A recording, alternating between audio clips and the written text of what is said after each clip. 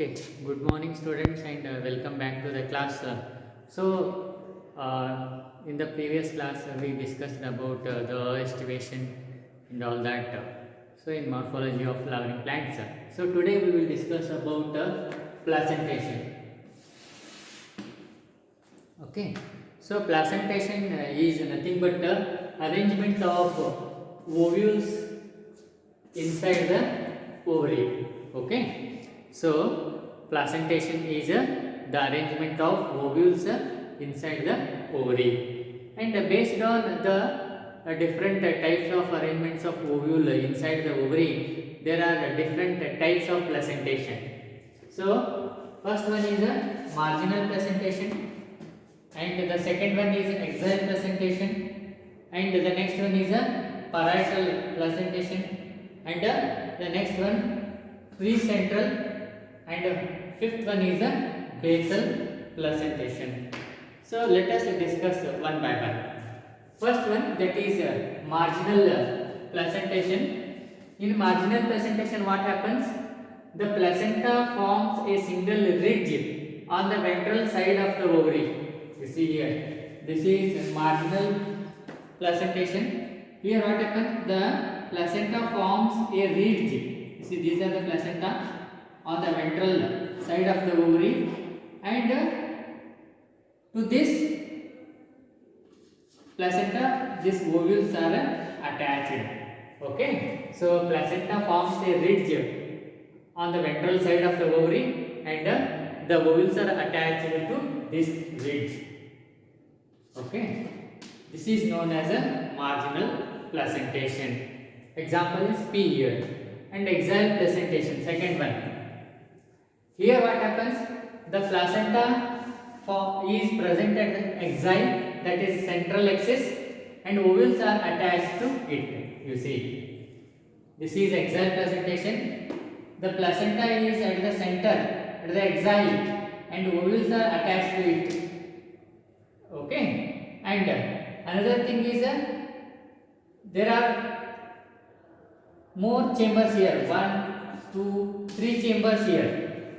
Okay, the ovary is divided into more compartments and locules. These compartments are called as locules, and that is why it is multilocular in nature. So here what happens?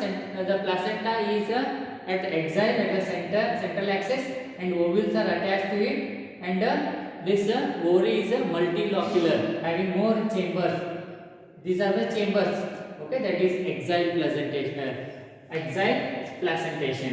And next one is a parietal placentation. Here the ovules, they attach or develop on the inner wall of the ovary or peripheral part.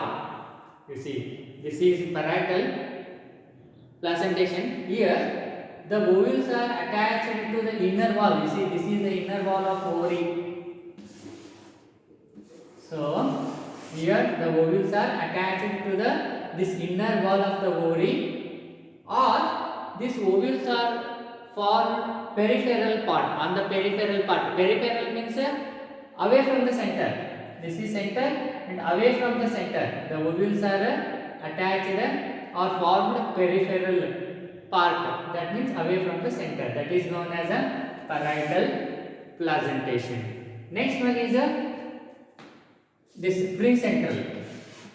Next one is a precentral placentation. Here what happens?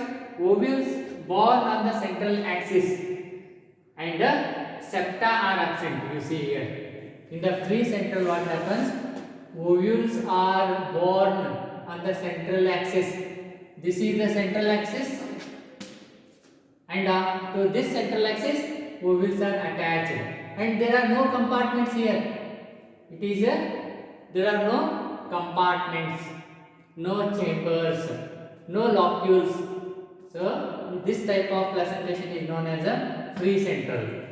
And last one is a basal placentation. In basal placentation what happens? The placenta is present at the base, and ovules are attached to it. You see here. Here the placentation is at the base, and it is single ovule is attached to it. And such type of placentation is known as a basal placentation. Okay. So this is about the placentation, that is the arrangement of ovules within the ovary or inside the ovary. Okay.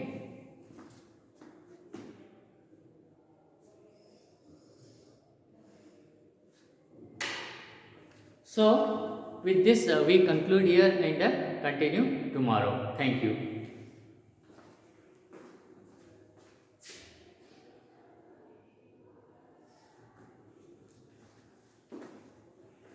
And we will see some other things here apart from this placentation.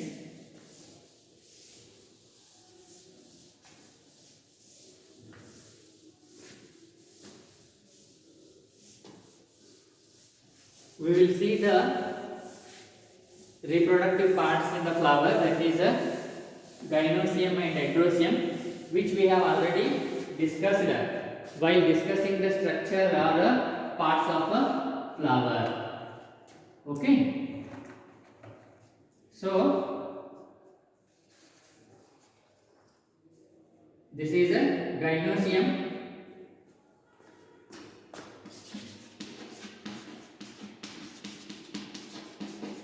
That is female reproductive part.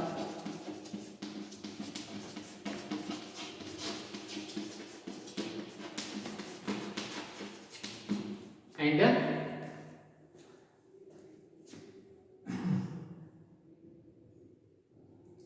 this female reproductive part is made up of one or more carpels. Okay, and this carpel consists of three parts, that is the stigma, style and ovary.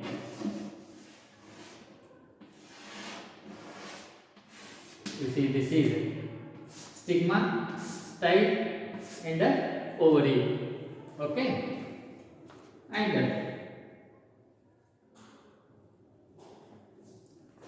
stigma is at the tip.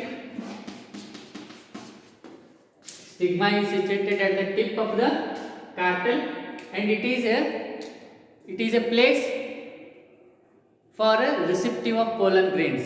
While fertilization, pollen grains come and fall on this, and pollen tube germinates and further fertilization takes place. That we will study in detail in next year. Okay, in reproduction. So this stigma is at the tip and it is receptive for pollen grains. And the tube-like structure, that stalk is called as a style. Okay.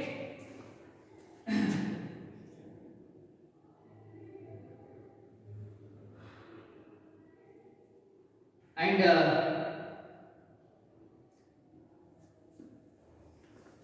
this basal elongated part is known as a ovary, and the tube-like structure is a style. So this is a female reproductive part, that is a gynoecium. Okay. And next one is androecium.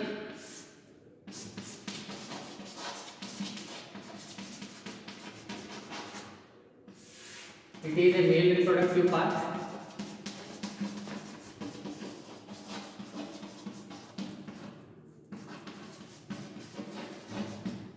And it is having two parts. This is anther, which is bilobed, and this is the stalk is a filament.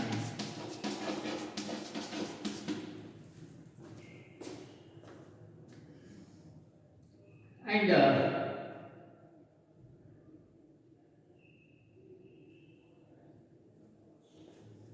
this Anther is bilobed, having two chambers and pollen sac, and the pollen grains are produced in this pollen sac. Okay, and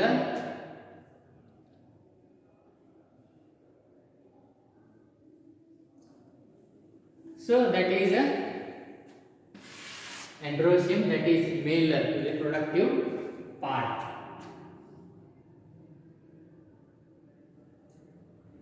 And when stamens are attached to the petals, they are called epipetalous. So this is the stamen. If these stamens are attached to the petals,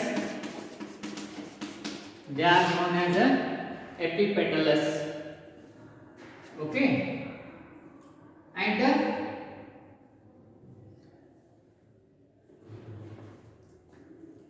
when these stamens are attached to the perianth, then they are known as an epiphyllous.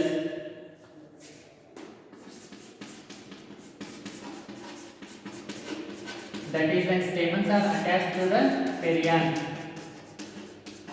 that is known as a epiphyllous flower.